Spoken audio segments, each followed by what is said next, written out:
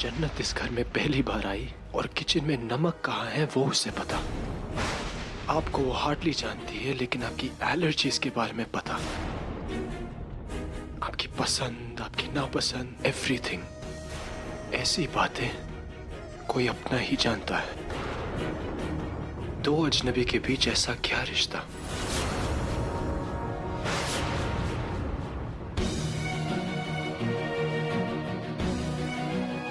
अल्लाह मियाँ ने जो बनाया है, मोहब्बत से मोहब्बत का रिश्ता, एक दिल से दूसरे दिल को मिलाने का रिश्ता, आहिल को अपनी सनम से मिलाने का रिश्ता।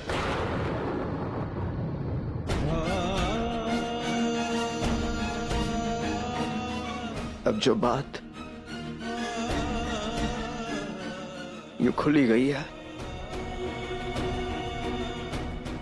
but I'm sorry to say this, लेकिन आपकी जन्नत नहीं है।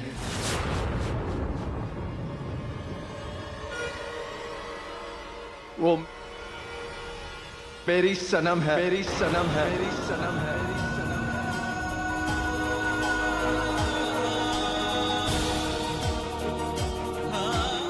हाँ शाद मियां, आपकी जन्नत ही मेरी सनम है।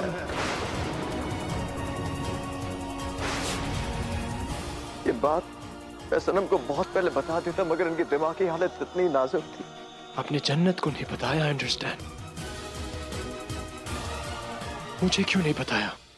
आपसे ये बात मैंने जानबूझकर छुपाई। जानते हैं क्यों?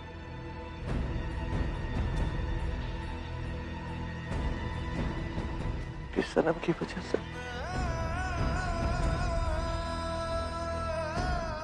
सनम के लिए।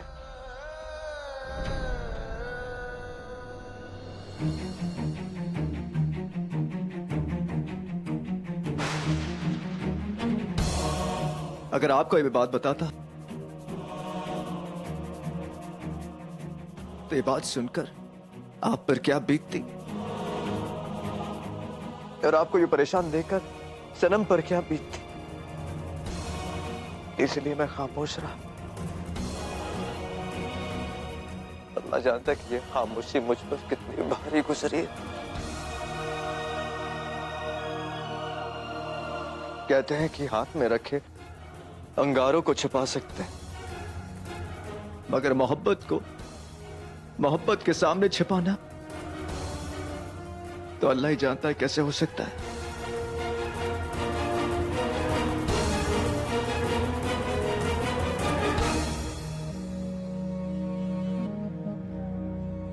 और अब जब सच बाहर आ ही गया तो मैं आपसे एक और बात कहना चाहता हूं। बोलिए। मैं और मेरी मोहब्बत आपके कर्जदार हैं शाद मियां। आपने मेरी सनम को, मेरे प्यार को यूं इतने हिफाजत से रखा, शुक्रिया। You're right.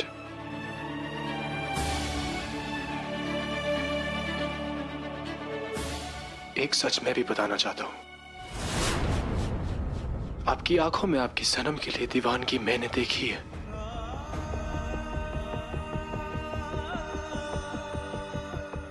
लेकिन मेरी जन्नत से मैं भी उतना ही मोहब्बत करता हूं।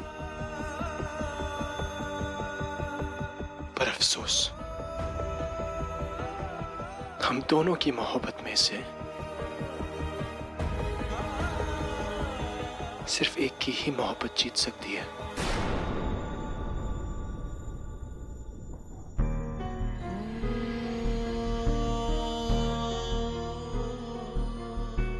नहीं शाद मियां, मोहब्बत कोई हार जीत थोड़ी है। ये तो वो बाजी है जो इंसान हार कर भी जीतता है। You're right. मोहब्बत किसी को पाने का नहीं, खुद को खोने का नाम है।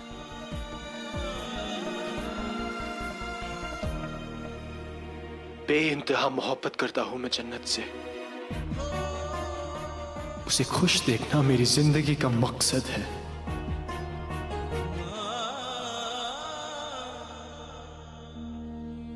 और मेरी जन्नत की खुशी सिर्फ आप में है। दिल पे जब एक बार किसी का नाम लिखा जाता है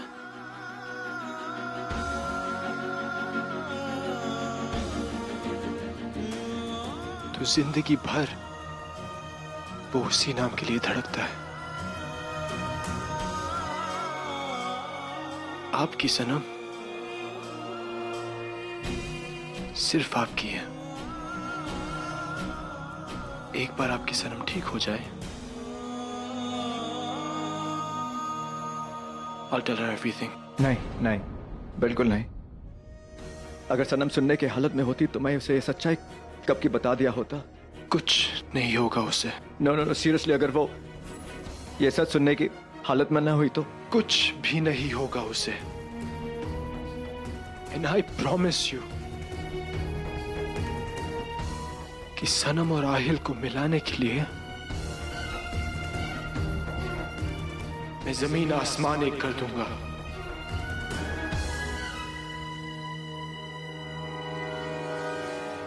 अल्लाह गवाह है, आहिल रजा इब्राहिम ने किसी का एहसान नहीं लिया है। और खुदा की कसम, आज यही आहिल रजा इब्राहिम, उस पे आपका कर्ज चढ़ गया है। आपका कर्ज चढ़ गया शाद साहब।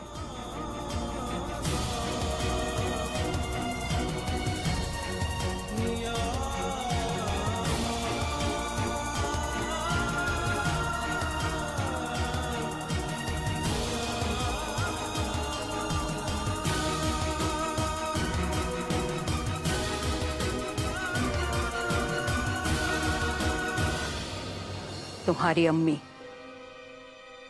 भोपाल की बेगम साहिबा,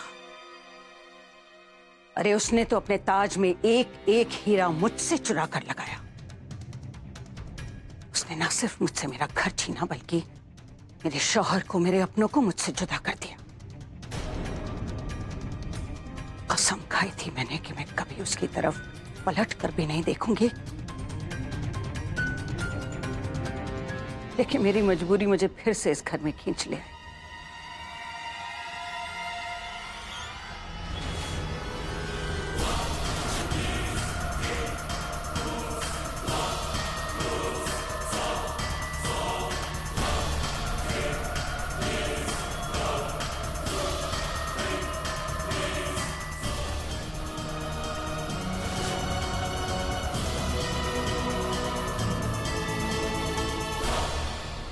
कहते हैं कि पीतल आग में तपकर पिघल जाता है और उसी आग में तपकर सोना कुंदन बन जाता है।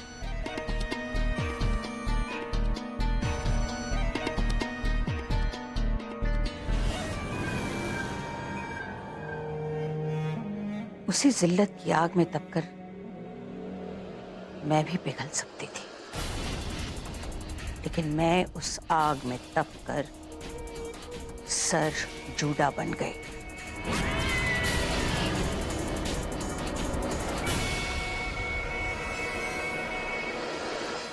यहां तक का ये सफर बहुत लंबा था। पहले तुम्हारी अम्मी के हाथों बेइज्जत हुई और उसके बाद मेरी जिंदगी में सुनहरी आई, सनम की जुड़वा बहन।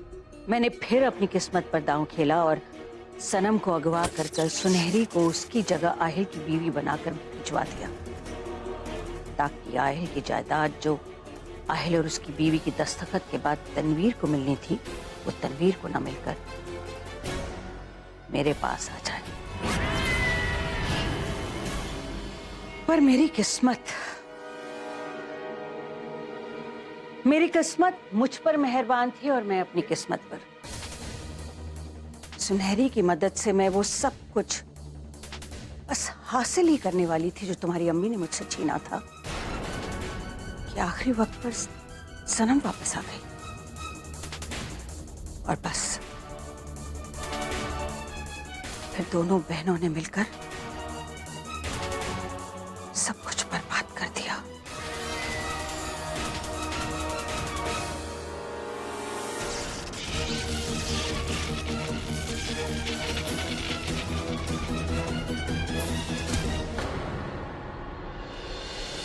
लेकिन आप उस हादसे से जिंदा बची कैसे? मैं जिंदा नहीं बची।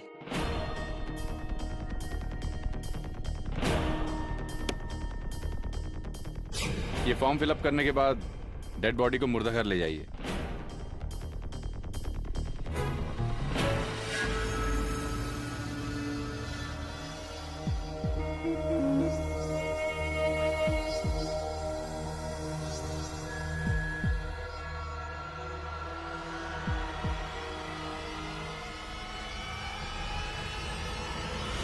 डॉक्टर साहब, लाश कहाँ गई? जब तक आप इस दुनिया में जिस मकसद से आए हो वो मकसद पूरा ना हो जाए तब तक ये जो कमबख्त रूह है ना, ये यहीं अटकी रहती है। मुझे मुर्दा करार दे दिया गया, लेकिन मेरी जिंदगी को कुछ और ही मंजूर था। उसके बाद मेरी जिंदगी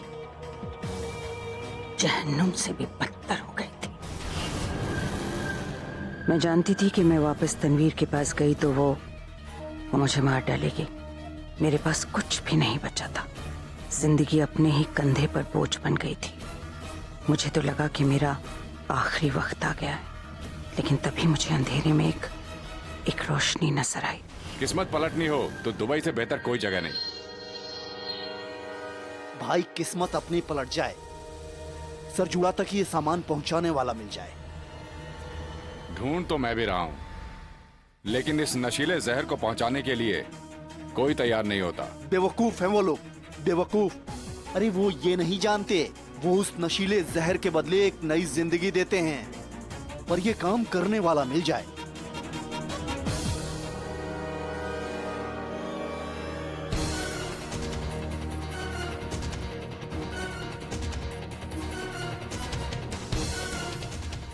मैं करूंगी वो काम।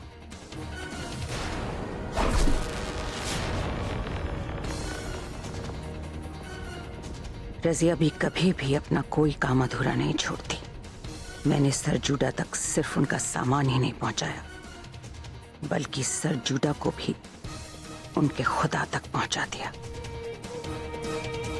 अपने नाम को बड़ा करने का सबसे अच्छा तरीका है कि किसी बड़े नाम को मिटाकर वहां अपना नाम लिख दो।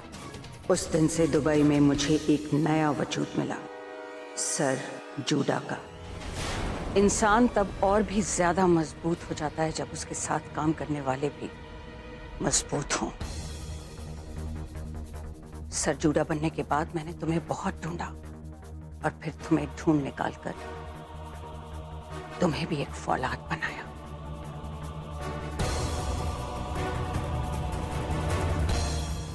मैंने अपनी जिंदगी में बहुत आंसू देखे थे और मैं नहीं चाहती थी कि फिर से कोई काला साया मेरी जिंदगी पर मंडराए। मैं चाहती थी कि मैं एक बार फिर वापस आऊं, उन पुरानी गलियों में वापस जाऊं और कहूं कि रजिया भी वापस आ गई है। तुम्हारी अम्मी से भी मिलना चाहती थी, लेकिन जब मैं वापस आई तो तुम्हारी अम्मी मर चुकी थी। अब मैं बोलूंगी तो बोलोगे कि बोलती है, लेकिन ये जिंदगी भी कितनी उलझी रहती। ना सनम की अम्मी जोया तुम्हारी अम्मी से उसकी मोहब्बत छीनती, ना ही तुम्हारी अम्मी मुझसे मेरी खुशियां छीनती, और ना ही तुम्हें अपनी अम्मी से दूर रहना पड़ता। तुम्हारी अम्मी ने असद और जोया का कत्ल करके सनम को लावारिस बना दिया, और सनम ने तुम्हारी अम्मी का कत्ल करके तुम्हें लावारिस बना दिया।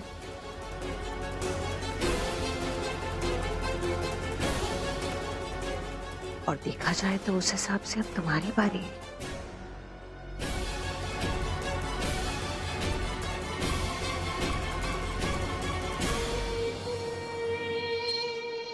तुम्हें इन सब से वो सब कुछ हासिल करना है जो तुम्हारी अम्मी न कर पाई। और बदले की आग अगर खून से लिखी जाए ना तो वो और भी हसीन हो जाती है।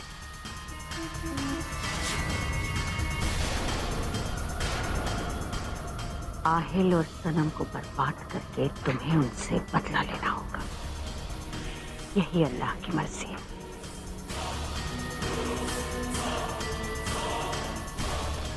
और अल्लाह की मर्जी को तो तुम्हें कबूल करना ही होगा।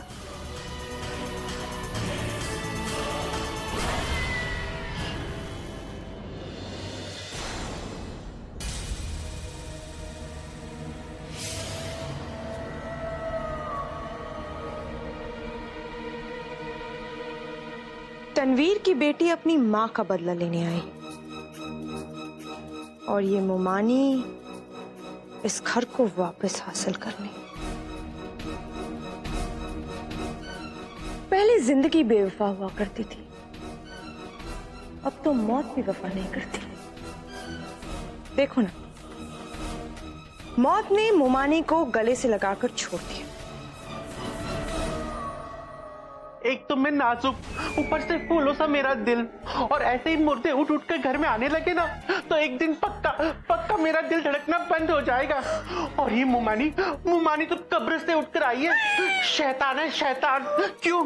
अरे शैतान नहीं, शैतान की वो है। वो क्या? अरे वो जो तुम सब लोग मुझे बुलाते हो, जली हुई माचिस की तीली। अरे वो जो मैं तुम सबकी हूँ, खाला।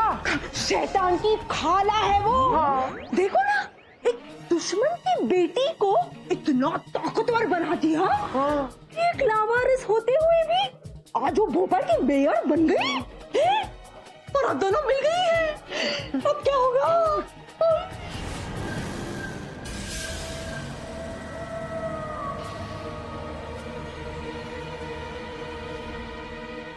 वो दोनों क्या, पूरी कायनात भी मिलकर आहिल जी का बाल भी बांका नहीं कर सकती। अब आप आहिल से इतना प्यार कब से करने लगी? मैं आहिल जी से नहीं, उनकी जिंदगी से मोहब्बत करती। जब इंसान का दिल उसकी मर्जी से नहीं धड़कता तो उसे निकालकर बाहर नहीं फेंक देते। वो दोनों चाहे कुछ भी कर ले, मैं आहिल जी पर एक खरोंच भी आने नहीं दूंगी। एक काम करते हैं, वो तनवीर की बेटी और वो शैतान की खाला रजिया भी, दोनों को पकड़ के ना उनकी धुलाई करते धपाधप। हाँ, और मैं तो उन पे बैठ जाऊंगी। सब्र करिए खाला, सब्र करिए लतीफ। ये जो रजिया बी और तनवीर की बेटी है, ये दोनों हमारी बिरादरी की हैं। और शैतानों की बिरादरी में कोई किसी का भी सगा नहीं होता। सांपों से दोस्ती नहीं करते तो उनसे दुश्मनी भी नहीं करनी चाहिए। हाँ, और वैसे भी जब बिसात बड़ी पिछी हो तो बड़े मोहरे संभाल कर रखने चाहिए। पता नहीं कब काम में आ जाए।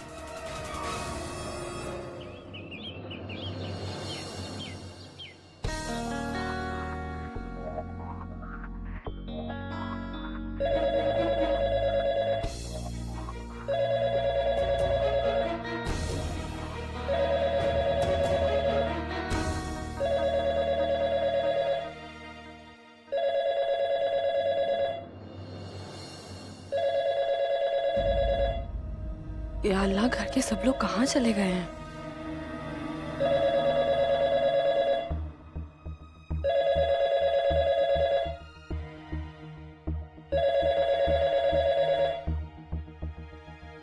Hello. Jack and Jill went up the hill to fetch a pail of water. Jack fell down and broke his crown, and Jill came tumbling after. कौन बोल रहा है? कौन बात कर रहा है? अगर जैक को कुछ हो गया तो जिल अपने आप मर जाएगी, है ना? हाँ, है ना? कौन बात कर रहा है? कौन हो तुम? Surprise surprise surprise. मैं कौन हूँ ये सरप्राइज तुम्हें बहुत जल्दी मिलेगा, क्योंकि मैं तुम्हारे पास आ रहा हूँ आज। और रिटर्न गिफ्ट में ना किसी की जान लेकर जाऊंगा।